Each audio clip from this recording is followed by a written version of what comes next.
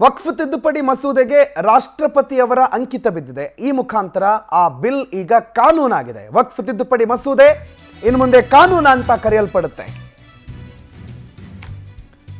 ಉಭಯ ಸದನಗಳಲ್ಲಿ ಅಂಗೀಕಾರವನ್ನ ಪಡೆದುಕೊಂಡಿದ್ದ ವಕ್ಫ್ ತಿದ್ದುಪಡಿ ಮಸೂದೆಗೆ ರಾಷ್ಟ್ರಪತಿಗಳ ಅಂಕಿತ ಬೀಳೋ ಮುಖಾಂತರ ಇದು ಭಾರತದ ಸಂವಿಧಾನದ ಒಂದು ಕಾನೂನಾಗಿದೆ. ಉಭಯ ಸದನಗಳಲ್ಲೂ ಕೂಡ ಈ ಬಿಲ್ ಅಂಗೀಕಾರವಾಗಿತ್ತು. ಸತತ ಸುದೀರ್ಘ ಚರ್ಚೆಯ ಬಳಿಕ ಲೋಕಸಭೆಯಲ್ಲಿ 288 ಮತ, ರಾಜ್ಯಸಭೆಯಲ್ಲಿ 128 ಮತ.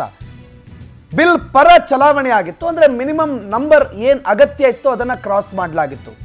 ಮತ್ತು ಲೋಕಸಭೆಯಲ್ಲಿ ಅದೆಷ್ಟೋ ವರ್ಷಗಳ ಬಳಿಕ ಸುದೀರ್ಘವಾದಂಥ ಒಂದು ಚರ್ಚೆ, ವಿಸ್ತೃತ ಚರ್ಚೆ. ರಾಜ್ಯಸಭೆಯಲ್ಲೂ ಕೂಡ ಬೆಳಗಿನ ಜಾವ 2:30ವರೆಗೂ ಕೂಡ ವಿಸ್ತೃತ ಚರ್ಚೆ ಆಗಿತ್ತು. ಎಲ್ಲ ಚರ್ಚೆಗಳ ಬಳಿಕ ಅಂಗೀಕಾರವಾಗಿದ್ದ, ಎರಡೂ ಹೌಸ್ಗಳಲ್ಲಿ ಅಂಗೀಕಾರವಾಗಿದ್ದ ವಕ್ಫ್ ತಿದ್ದುಪಡಿ ಮಸೂದೆ ಉಮೇದ್ ಅಂತ ಅದನ್ನು ಮರುನಾಮಕರಣ ಮಾಡಲಾಗಿದೆ. ಅದು ಇನ್ನು ಮುಂದೆ ಕಾನೂನು ಅಂತ ಕರೆಯಲ್ಪಡುತ್ತೆ. ರಾಷ್ಟ್ರಪತಿ ದ್ರೌಪದಿ ಮುರ್ಮು ಅವರ ಅಂಕಿತದ ಜೊತೆಗೆ ಇದು ಈಗ ಕಾನೂನಾಗಿದೆ. ಪರ ವಿರೋಧದ ಚರ್ಚೆಗಳಿತ್ತು. ಬಹಳಷ್ಟು ಜನ ಇದನ್ನು ವಿರೋಧಿಸಿದ್ರು. ಈಗಾಗಲೇ 4-5 ಅಪ್ಲಿಕೇಶನ್ಸ್ಗಳು ಸುಪ್ರೀಂ ಕೋರ್ಟನ್ನು ತಲುಪಿವೆ.